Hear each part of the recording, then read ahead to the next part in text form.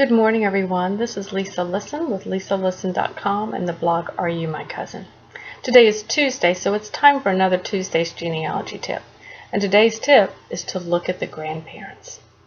I recently was working through a genealogy problem and trying to connect a father and a son and trying to determine, were they really father and son? Could I find evidence that was definitive proof for that?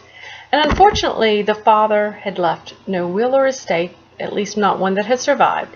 And while there was a ton of circumstantial evidence, there really wasn't any direct evidence and really not sufficient indirect evidence to really prove and to state definitively that the son was the father's. So I started looking a little wider, and I started looking at the grandparents.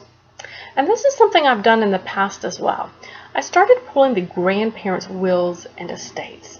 And in this particular case, what I found was the child was mentioned in a grandparent's estate record, and within that grandfather's estate record, the grandfather named not only the mother, who had deceased, but also the child's father.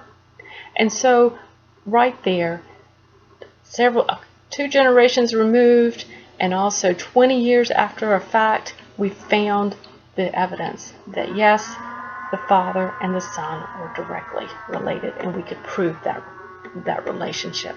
So I'm going to encourage you, when you have trouble trying to determine a father-son or parent-child relationship, start looking broader. Look in the grandparents' estate records and wills, because you might find the mother mentioned, or you might find the grandchildren mentioned. And that was often the case if there was an estate to divide up and the mother or the father had already passed on, then the grandchildren would receive part of that grandparent's estate. So broaden your search, look at those grandparents, and best of luck. Bye.